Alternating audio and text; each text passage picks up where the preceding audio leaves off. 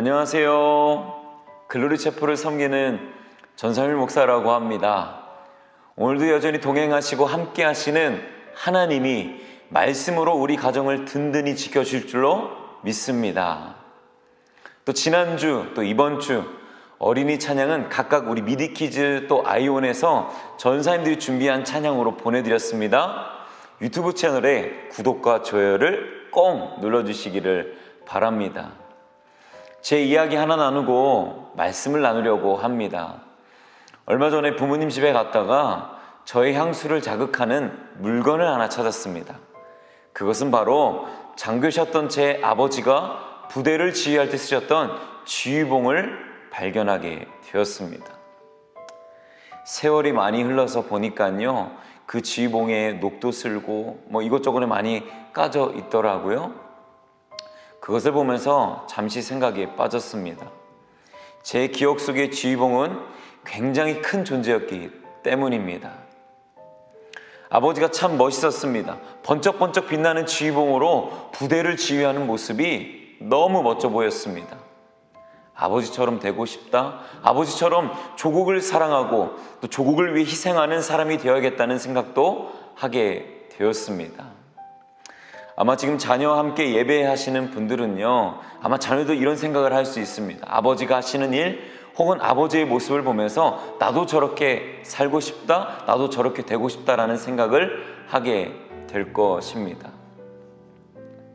자, 그런데 이렇게 오래된 녹이 쓴 지휘봉을 보면서 아버지 손에 들렸던 지휘봉, 그때는 나에게 화려함 또는 존경심이었던 그 지휘봉이 세상에서 최고로 멋졌던 하나의 상징이자 또 아버지의 모습이었지만, 세월이 흐르면서 녹슬어버린 지휘봉과 이제는 중년의 나이를 넘기시면서 참 커 보였던 아버지라는 존재도 세월 앞에서 점점 약해지시는 모습을 보면서 마음이 아플 때가 참 많았습니다. 자, 이처럼 물건도 그렇고 또 사람도 그렇지만 시간이 지나면 한계에 다다르게 됩니다. 영원할 것 같아 보이는 것도 영원하지 않는 그 모습을 보면서 결국 끝이 있다는 것을 알게 되고, 또 참 많은 사람들이 영원하지 않는 것을 붙잡으면서 행복한 삶을 꿈꾼다는 것을 알게 됩니다. 그러나 결국 약해지고 사라지게 되는 것이죠.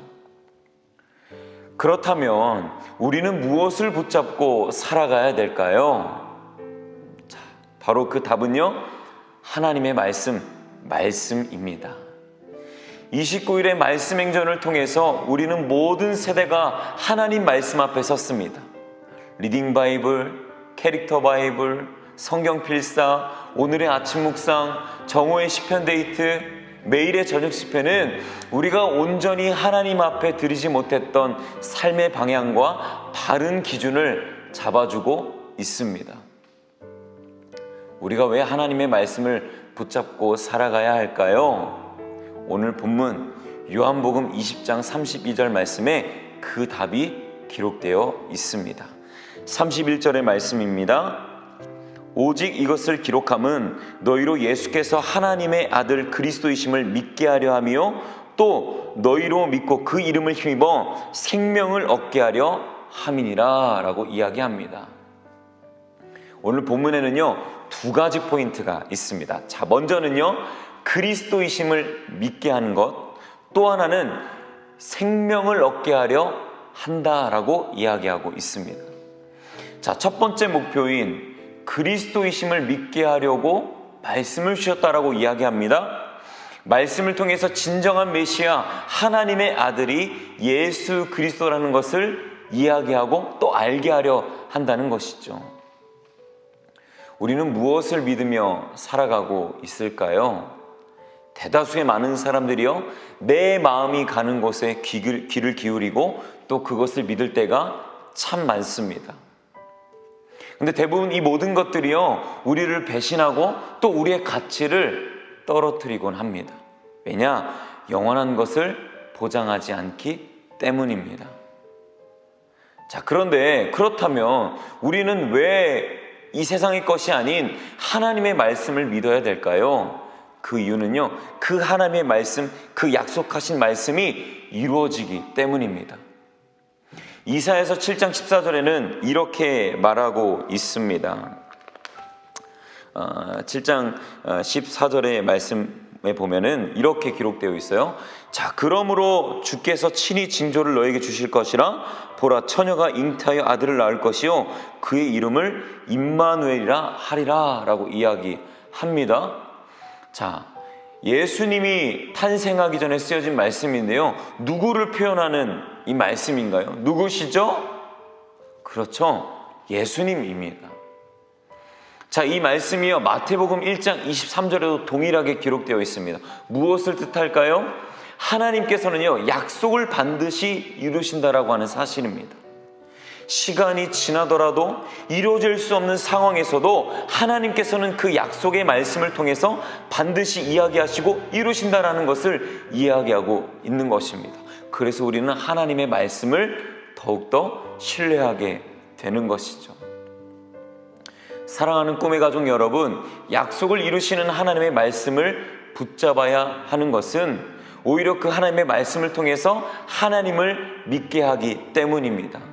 신뢰할 수 있는 그 말씀이 하나님을 믿게 하기 때문입니다.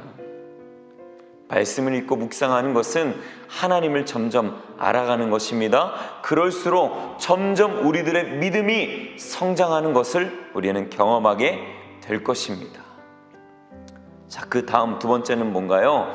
자, 너희로 믿고 그 이름을 힘입어 생명을 얻게 하려 함이라 라고 말씀하십니다.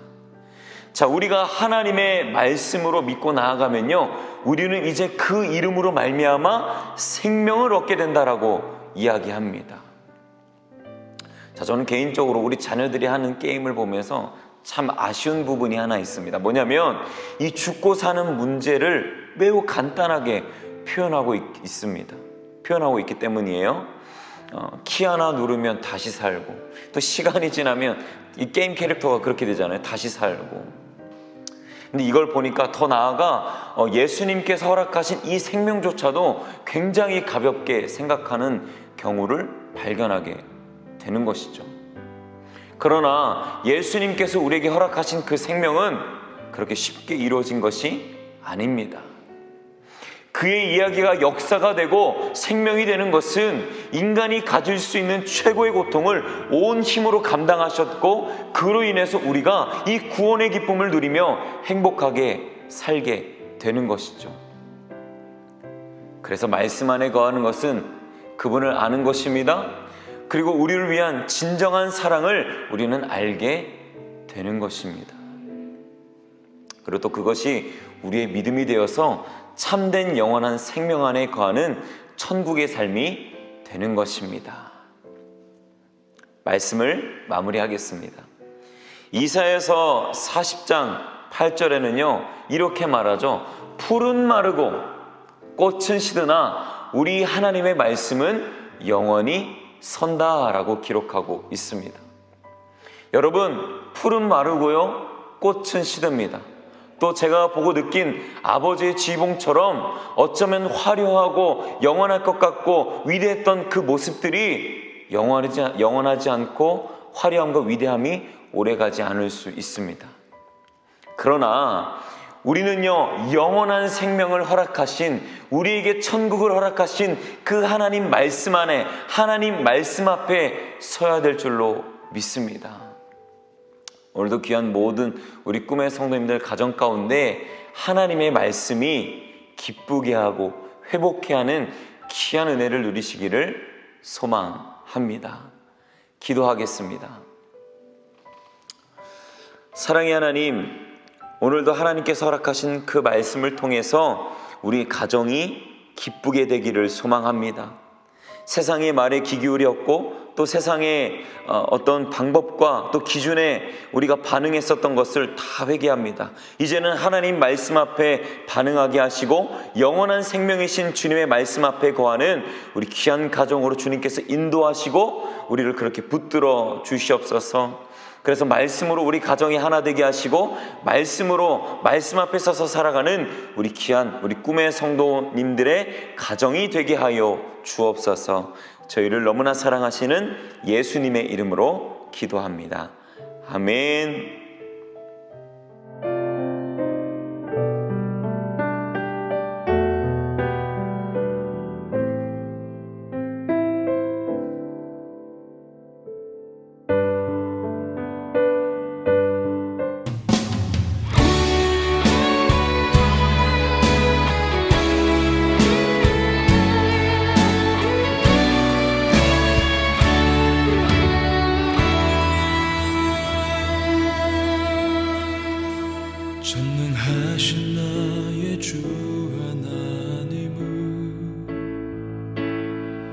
능치 못하실 일 전혀 없네.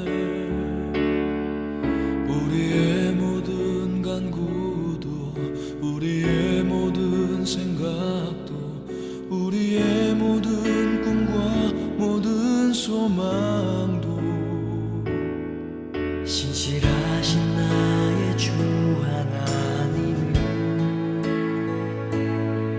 우리의 모든 괴로움 바꿀 수 있네.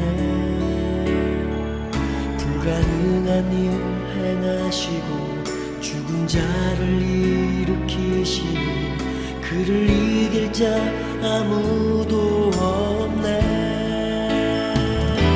주의 말씀 의지하여 깊은 곳에 금을 던져 오늘 그가 놀라운 일을 이루시는 것 보라. 주의 말씀 의지하여 믿음으로 금을 던져 믿는 자에게 능치 못함 없네.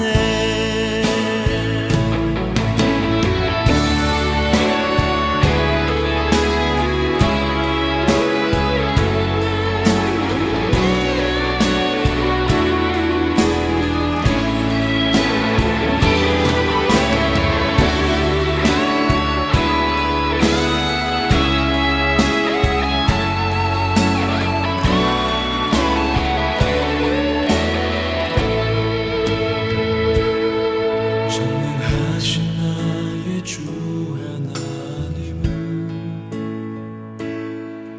능치 못하실 일 전혀 없네. 우리의 모든 간구도 우리의 모든 생각도 우리의 모든 꿈과 모든 소망도 신실하신 나의 주 하나님은 우리의 모든 괴로움 바꿀 수 있네. 불가능한 일 행하시고 죽은 자를 일으키시니 그를 이길 자 아무도 없네.